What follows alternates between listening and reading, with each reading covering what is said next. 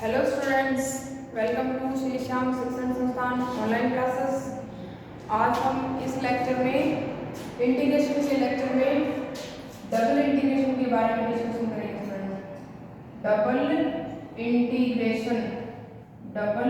Integration जो BSc second year, BSc first year और BSc BEd first year में लगता है। ठीक है स्टूडेंट्स, डबल इंटीग्रेशन के बारे में डिस्कशन करेंगे। लास्ट लेक्चर में हमने डबल इंटीग्रेशन का एग्जांपल देखा था कि डबल इंटीग्रेशन का जो ऑर्डर है वो क्या होता है, डबल इंटीग्रेशन की लिमिट्स हमारे पास कैसे आती है, उनके बारे में हमने थोड़ा डिस्कस किया था। इस लेक्चर में हम इसके कुछ मोस्ट इंपॉर्टेंट क्वेश्चंस पर डिस्कशन करेंगे, तो जिस आधार पर आपको समझ आ जाएगा कि डबल इंटीग्रेशन को हमें सोल्व कैसे करना है। ठीक है स्टूडेंट्स, तो हमारा एग्जांपल डबल इंटीग्रेशन का जो फॉर्म है वो होता है double integration of function of f x y d x into d y. ये वाला होता है हमारे पास डबल इंटीग्रेशन का फॉर्म। इस फॉर्म में क्या करना है स्टूडेंट, इसमें क्या होता है, ये वाला ऑर्डर रहता है कि इधर हमें इंटीग्रेशन करना है, पहले y के रिस्पेक्ट इंटीग्रेशन करना है, तो ये जो लिमिट आएगी वो y की रहेगी, और फिर क्या करना है लास्ट में x के रिस्पेक्ट करना है, तो ये वाली जो लिमिट है वो किसकी रहेगी स्टूडेंट्स, हमारे पास x की लिमिट्स रहेगी। ठीक है स्टूडेंट्स, तो इसका एग्जांपल नंबर हमारे पास 5, एग्जांपल नंबर 5 है, और इसी के सिमिलर है हमारे पास एक क्वेश्चन नंबर 10 या क्वेश्चन नंबर 8 दोनों है। तो क्वेश्चन नंबर 8 करते हैं, इस आधार पर जैसे हमें करना है। एग्जांपल नंबर 5 की तरफ से पहले कैसे करना है, एग्जांपल नंबर 5 में एग्जांपल नंबर 5 जो है उसका स्टेटमेंट है, इसने बोला है कि मान ज्ञात कीजिए। एग्जांपल नंबर 5 है, मान ज्ञात कीजिए double integration of x y d x into d y. X y d x d y, जहाँ स्मॉलटर्म का जो क्षेत्र है वो x plus y less than equal 1 का धनात्मक क्वाड्रेचर। इसने कहा है स्मॉलटर्म का क्षेत्र x plus y less than equal 1 का x plus y less than equal 1 का धनात्मक क्वाड्रेचर। ठीक है फ्रेंड, तो सबसे पहले हमें ये क्षेत्र जो है इसका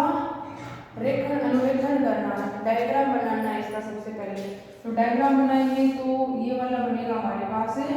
ये एक्स एक्स हो गया, ये वाला वाई, तो इसको मान लेंगे। सॉल्यूशन देके इसका सॉल्यूशन ज्ञात करने के लिए हमारे पास सबसे पहले लिमिट्स होनी चाहिए, जिसके आधार पर हम इसका इंटीग्रेशन करेंगे। क्योंकि double integration of x y d x into d y का मान ज्ञात करने हेतु समाकलन के क्षेत्र के आधार पर समाकलन की सीमाएं निम्न होगी। तो समाकलन की सीमा ज्ञात करने के लिए हमें अनुरेखण करना है। इसको मानना इसने दिया है कि इसका जो क्षेत्र है वो x plus y less than equal 1 होगा। तो इसका मतलब मानना x plus y equal to 1, x बराबर 0, तो दिस इम्प्लाइज y बराबर 1। तो एक पॉइंट हमने मान लिया a, x का मान 0 1 आ गया। पुनः फिर इसमें रखेंगे y बराबर 0, तो दिस इम्प्लाइज यहाँ से आ जाएगा x बराबर 1, तो एक पॉइंट आ जाएगा b, दूसरा यहाँ से हमारे पास है 1 0, दो पॉइंट आ गए 0 1, दूसरा आ गया 1 0। तो यहाँ से x अक्ष पे पॉइंट आ जाएगा, x अक्ष पे पॉइंट है हमारे पास 1 0, ये वाला मान लिया हमने 1 और 0 बी पॉइंट, एक पॉइंट यहाँ पे ले लिया a 0 1। तो यहाँ पे ये वाला जो है ना समाकलन का क्षेत्र बन गया। इसने कहा है x plus y less than equal 1 में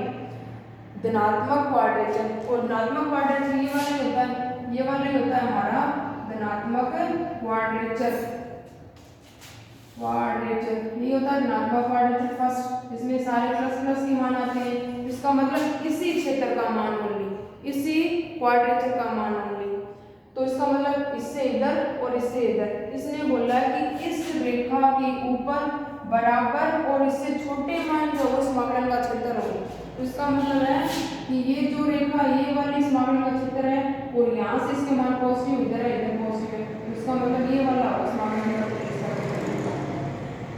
क्योंकि ये क्या है x plus y less than equal 1 के इक्वल है, x plus y less than equal 1। तो इसका मतलब है कि ये पॉइंट हमारे पास है 0 0, ठीक है स्टूडेंट, मूल बिंदु O मान लिया इसको। तो समाकलन की सबसे पहले सीमा ज्ञात करने के लिए क्या करेंगे, इसने दिया double integration of x y dx into dy, ये वाला ज्ञात करना एरिया।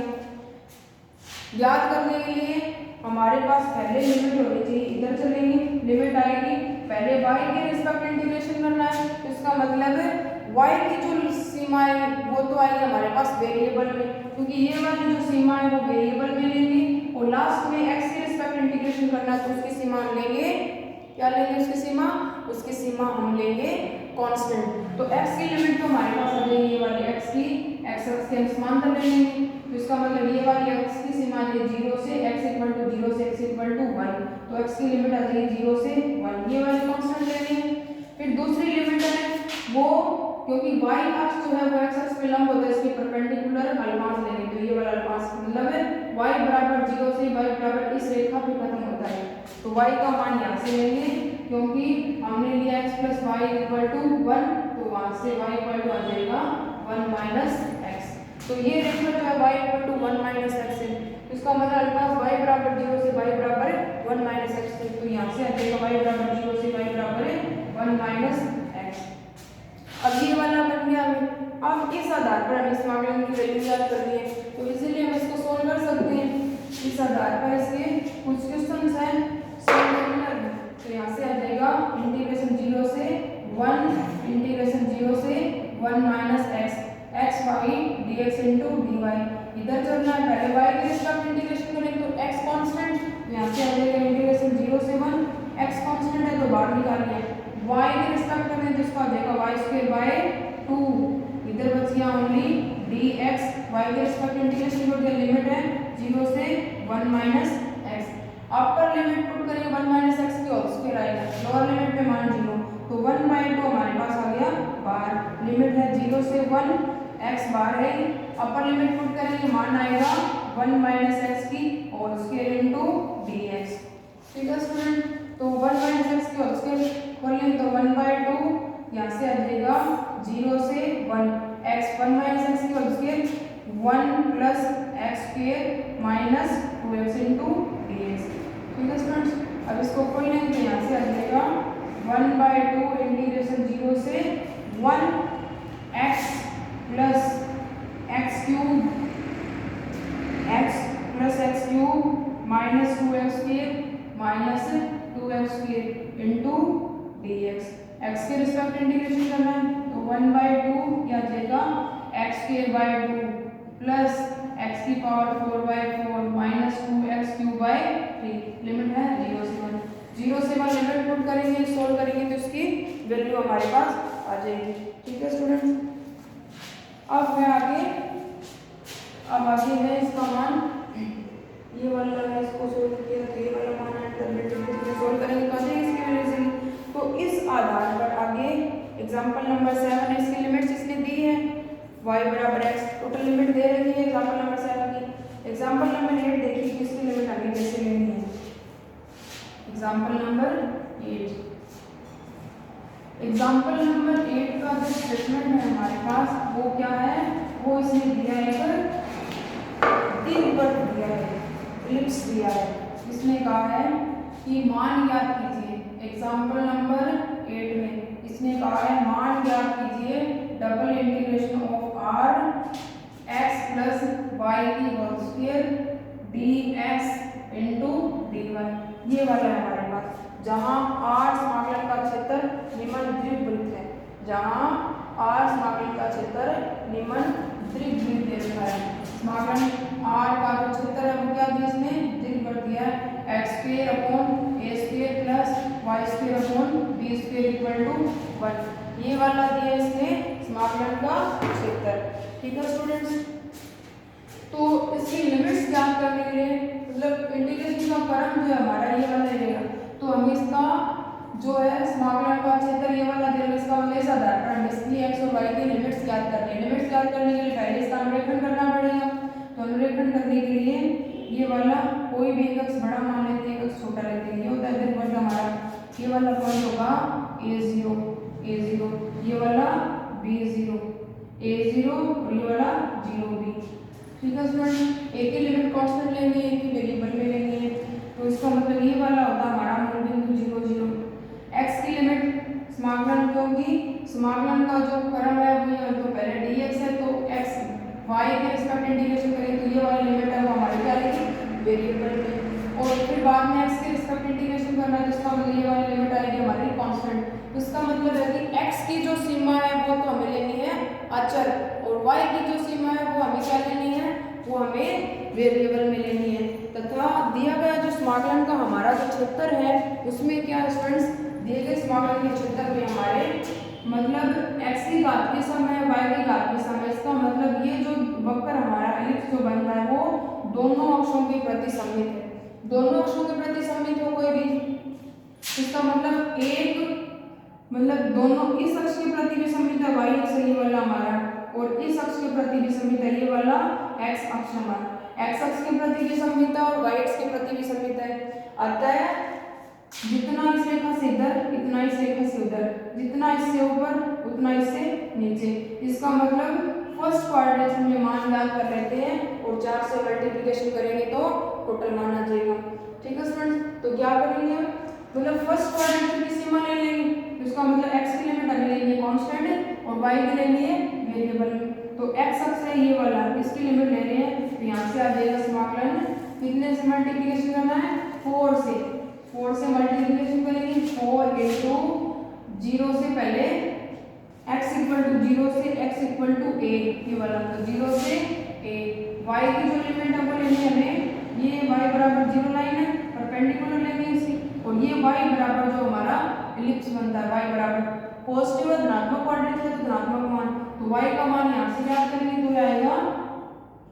y बराबर कितना आएगा, y बराबर b root of 1 minus x square upon a square. ये इधर ले जाएंगे नेगेटिव, फिर क्या करेंगे b स्क्वायर का मल्टीप्लिकेशन करेंगे, b बाहर निकाल सकते हैं। इसका मतलब ये वाली आ गई y बराबर 0 से y बराबर ये वाली, तो 0 से b root of 1 minus x square upon a square, ये वाली आ गई हमारी समाकलन की सीमा। और अंदर वेरिएबल है x प्लस वाई की और स्क्वायर dx इंटू dy। अब इधर चलना है, पहले y के रिस्पेक्ट इंटीग्रेशन करेंगे फिर x के रिस्पेक्ट इंटीग्रेशन करेंगे, तो इसको हम इजीली सोल्व कर सकते हैं। ठीक है स्टूडेंट्स, इसी प्रकार है अब हमारे पास जैसे दो वक्र दे रखे हैं 9 नंबर में है मान ज्ञात करना है, मान ज्ञात कीजिए। एग्जाम्पल नंबर 9 में क्या करना है, मान ज्ञात कीजिए, मान ज्ञात करना है। एग्जाम्पल नंबर 9 मान ज्ञात कीजिए, मान ज्ञात कीजिए। तो मान ज्ञात करेंगे तो क्या करेंगे, इसमें दिया है double integration of a, double integration of a y dx into dy, double integration of a y dx into dy, जहाँ समाकलन का क्षेत्र, जहाँ समाकलन a का जो क्षेत्र है वो परवल है y square equal to 4ax और x square equal to 4ay। जहाँ समाकलन a का क्षेत्र, जहाँ समाकलन a का क्षेत्र y square equal to 4ax और x square equal to 4ay, ये वाला है समाकलन का क्षेत्र हमारे पास। तो इसका मतलब है सबसे पहले इसका अनुरेखण करना है, ये समाकलन का क्षेत्र ही चाहिए, लिमिट्स क्या होगी तो इंटीग्रेशन की वैल्यू हम इजीली ज्ञात कर सकते हैं। तो यहाँ से आ जाएगा हमारे पास y square equal to 4x, ये वाला फॉर्मूला होता है y square equal to 4x, y square equal to 4ax। फिर है x square equal to 4ay, तो ये वाला होता है हमारे पास x square equal to 4ay। ठीक है स्टूडेंट, तो यहाँ से ये वाला मूल बिंदु आ जाएगा 0 0। अब ये इनका प्रतिच्छेद बिंदु ज्ञात करें, क्योंकि एक लिमिट हमें कांस्टेंट लेनी वेरिएबल में लेनी है। तो इसका मतलब है दोनों परवलयों का प्रतिच्छेद बिंदु ज्ञात करने के लिए x² इक्वल टू 4ay तथा एक हमारे पास है x² इक्वल टू 4ay और एक है y² इक्वल टू 4ax। तो यहाँ से x y का मान रख लेंगे तो x का मान रख लेते हैं, x की वैल्यू पुट करेंगे तो x इक्वल टू यहाँ से आ जाएगा y² अपॉन 4a, ये वाला मान इधर रखेंगे y² अपॉन 4a की whole square equal to 4ay, x का जो मान है वो इधर पुट कर देंगे, इस फॉर्मूले से इसमें रख देंगे। तो यहाँ से आ जाएगा y raised to the power 4 upon 16a² equal to 4ay। एक y से एक y कैंसिल हो गया तो 3 बच गया। यहाँ से आ जाएगा 16 इंटू 4 64 इंटू a³, तो यहाँ से आ जाएगा y³ equal to 64a³।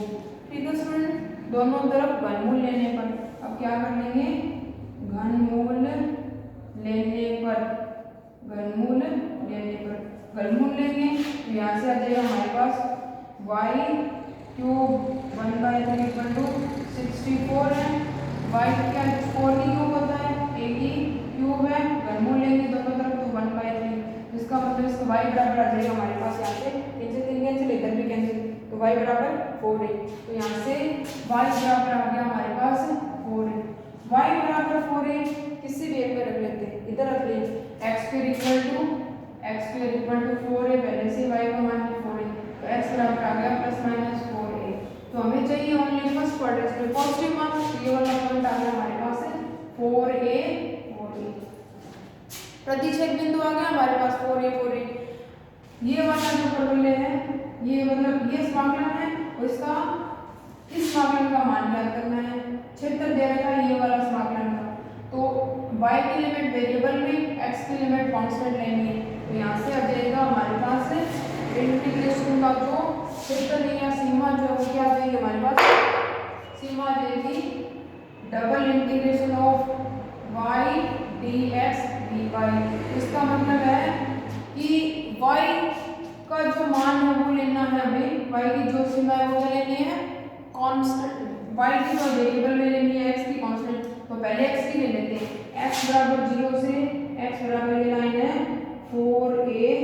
x बराबर 0 से x बराबर 4a, तो x बराबर 0 से x बराबर 4a, एरिया इक्वल टू 0 से 4a। फिर क्या लेना है, मतलब ये वाला लेना है नीचे से ऊपर परपेंडिकुलर, तो x इक्वल टू ये वाला फॉर्मूला है y बराबर लेना है x² अपॉन 4a, तो यहाँ से पहले आएगा y बराबर x² अपॉन 4a से ये वाला फॉर्मूला है y बराबर रूट ऑफ 4ax, ये वाला फॉर्मूला है y बराबर y का मान यहाँ से ज्ञात कर लिया, तो यहाँ से आया हमारे पास y बराबर x² अपॉन 4a, यहाँ से y का मान आएगा रूट ऑफ 4ax, यानी का मतलब 2 रूट ऑफ ax, तो y बराबर x² अपॉन 4a से y बराबर 2 रूट ऑफ ax, तो यहाँ से आ जाएगा y बराबर x² अपॉन 4a से 2 रूट ऑफ ax। लिमिट्स आ गई, लिमिट्स के आधार पर इजीली इसका मान हम ज्ञात कर सकते हैं, इंटीग्रेशन करके वैल्यू पुट करनी है। तो इस तरह के क्वेश्चंस जो है हमारे पास सेकंड ए में है, सारे क्वेश्चन सिमिलर हैं, आपको इसी के सिमिलर सारे क्वेश्चन करने हैं। जैसे क्वेश्चन नंबर इसका 9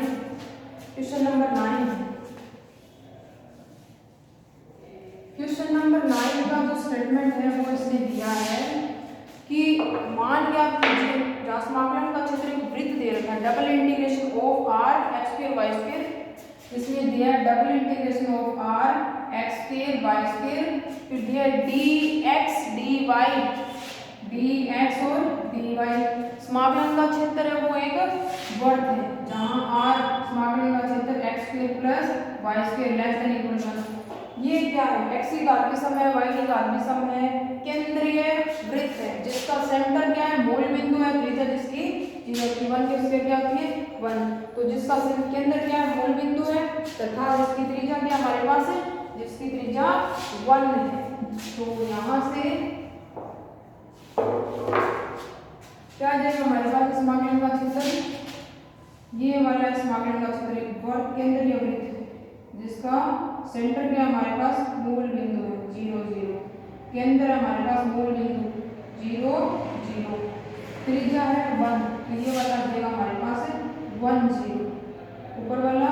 0 1 त्रिज्या है। इसका मतलब x की घात के समय y की घात के समय दोनों अक्षों के प्रति सममित है, तो इसका मतलब एक वृत्त बन गया। इसका मतलब फर्स्ट क्वाड्रेंट की सीमा हम ले लेंगे, उसको 4 से गुणा कर देंगे तो टोटल हमारे पास इस समाकलन की वैल्यू आ जाएगी। ठीक है स्टूडेंट्स, अगर ऐसे ना लेना चाहो 2 से गुणा करना पड़ेगा, अगर आप ये वाले लिमिट ले रहे यहाँ से यहाँ तक, फिर नीचे से ऊपर तक। ठीक है स्टूडेंट्स, तो क्या करेंगे, पहले लिमिट लेंगे 0 से, x की लिमिट वही प्रोसेस रहेगा, ये वेरिएबल में लेंगे x की लिमिट ये वाली आएगी वेरिएबल में, और ये वाली हमारे पास कांस्टेंट आएगी। तो इसका मतलब x square plus y square less than equal में ना, तो इक्वल वाला साइन है, समाकलन का क्षेत्र है उसके अंदर अंदर वाला पार्ट रहेगा, क्योंकि इक्वल लेस देन इक्वल 1 है, तो इसका मतलब ये वृत्त और वृत्त के अंदर का भाग जो है वो समाकलन का क्षेत्र है। तो इसका मतलब x की लिमिट कांस्टेंट है 0 से 1, y की लेंगे वो इसके परपेंडिकुलर y बराबर 0 से y बराबर ये वृत्त, तो वृत्त का मान आ जाएगा y बराबर √1 माइनस x की, पॉजिटिव लेना है तो फर्स्ट क्वाड्रेंट में पॉजिटिव, तो एरिया इक्वल टू आ जाएगा 4 से गुणा करना पड़ेगा, लिमिट लिए एक बार 4 से गुणा कर देंगे, टोटल आ जाएगा 4 इंटू 0 से 1 आएगी, x की लिमिट कांस्टेंट लेंगे 0 से 1, और y की लिमिट आएगी हमारे पास y बराबर 0 से y बराबर ये वाला, तो y बराबर 0 से y बराबर √1 minus x square y square dx into dy। ठीक है स्टूडेंट, तो ये वाला हमारा समाकलन का क्षेत्र या समाकलन, तो यहाँ से हम इजीली इसका इंटीग्रेशन करके इसकी वैल्यू को फाइंड कर सकते हैं स्टूडेंट्स। तो इस तरह के क्वेश्चंस जो हैं वो हमारे पास डबल इंटीग्रेशन सेकंड ए में है, जितने भी है 14-15 क्वेश्चंस हैं वो सारे आपको करने हैं। नेक्स्ट लेक्चर में डबल इंटीग्रेशन की हम पढ़ेंगे change of order of integration की, समाकलन का जो क्रम है वो परिवर्तित कर समाकलन का मान ज्ञात कैसे किया जाता है, समाकलन का क्रम परिवर्तित कर समाकलन की वैल्यू ज्ञात करनी है, और ये वाला हम क्या करेंगे, हमें डबल इंटीग्रेशन के नेक्स्ट लेक्चर में इस पर डिस्कशन करेंगे। ठीक है स्टूडेंट्स, थैंक यू।